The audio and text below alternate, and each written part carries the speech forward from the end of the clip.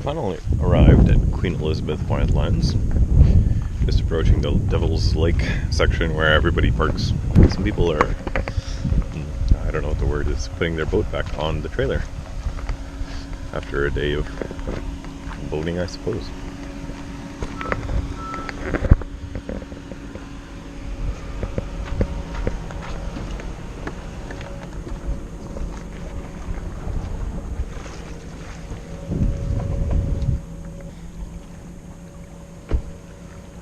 Beautiful. Alright, so I've prepped my gear. I've done my stretches. I stretched my shoulders, my legs, and even my butt. Now it's time to go on the trail. It's about a 2-hour, hour and a half hike to the lake I'm going. I think it's called Lake Sheldon. Hopefully there'll be some spots for me to put my tent. Otherwise, I might have to make my own or find my own somewhere.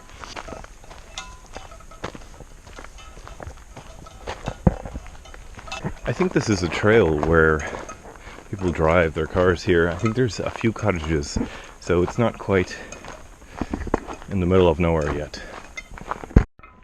See, there's a road to somebody's cottage over there by Devil's Lake, where those airplanes and boats were.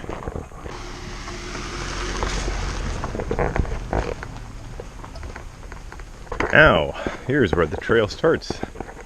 Oh, that's not a good sign. I think I might have to find my own camping site after all. Alright. And we're off. The first part of this trail is kind of this easygoing, sort of slightly rocky place with a bunch of signs. And like a kilometer or two down the line, you really feel like you're just in the middle of the jungle, or I guess the forest. Been about 10 minutes into the hike. This is the first body of water we come across on this trail. I believe it's called Peter's Pond. It's an okay body of water. It's no big lake. It's a little swampy. Some cute frogs in there and stuff. But it's okay.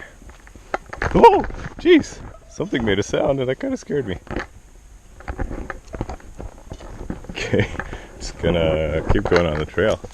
I don't see what made that sound. It sounded like a little duck making a hissing sound. Maybe it was just my head. I hope that showed up on the camera so I don't seem like a crazy person.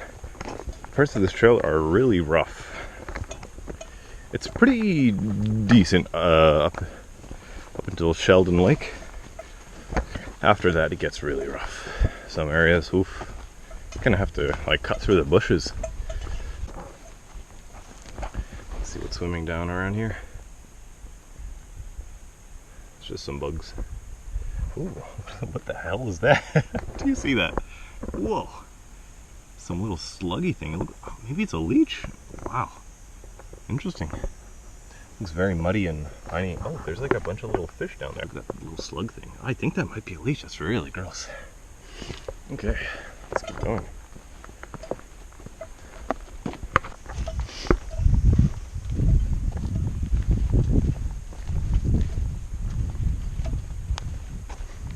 Looks like somebody lost their hiking shoe here.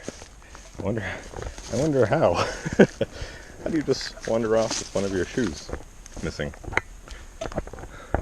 Did they throw this away? Did someone else steal someone else's shoe and throw it here? I wonder. There are many mysteries on this trail, and one of the mysteries is how we're expected to get down here. It's a bit of a cliff on this trail. You kind of have to rock climb down there a little bit. Whoa! Almost fell there. I did fall there. Okay,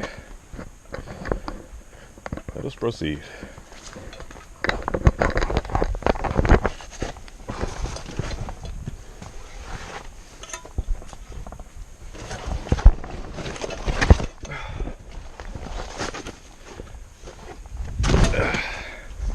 Okay.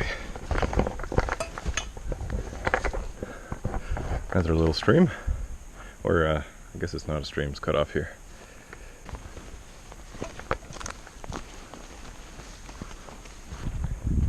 Now, this is one of my favorite areas of the whole hike. I always kind of, well, don't take my time around here. Because I'm trying to get to where I'm trying to go, or trying to get back before it gets dark. I think I'll spend a few minutes here. I think I hear some people over there.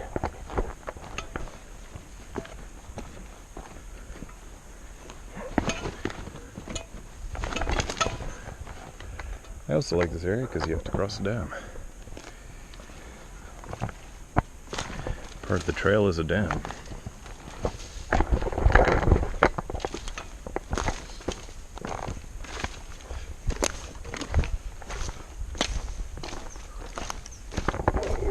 That frog.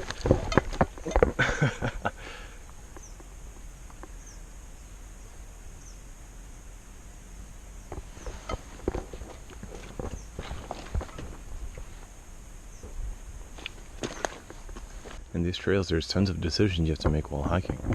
If you want to go through that muddy place over there that's kind of in the water, or climb to that really steep piece of the rock. I think I'm going to go for this one. No, I don't want to just step right in the mud, so try to climb around it.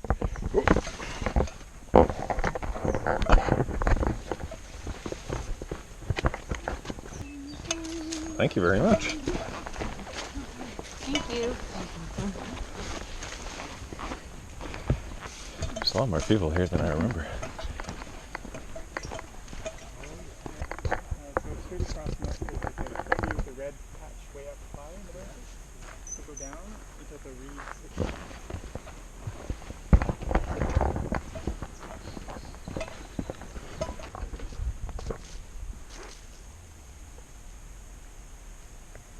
These hills are the reason I stretch my butt.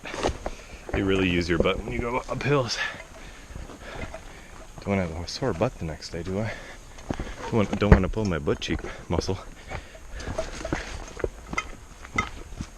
Hey, it's so quiet here. Sometimes I like to stop and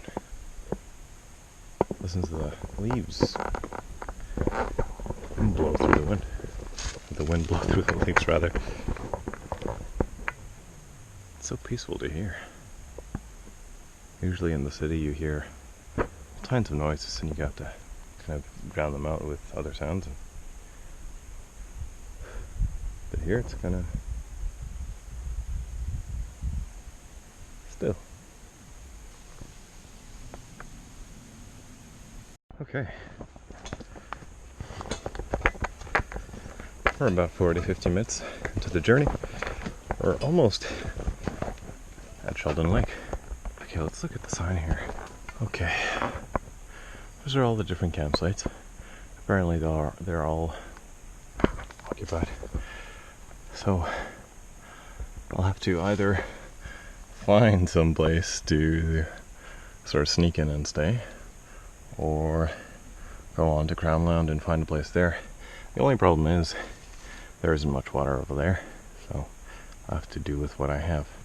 Unless I get all the way to Wolf's Lake, which will take me until about 9:30, with regular stops and lunch and stuff. Hopefully I can find a spot.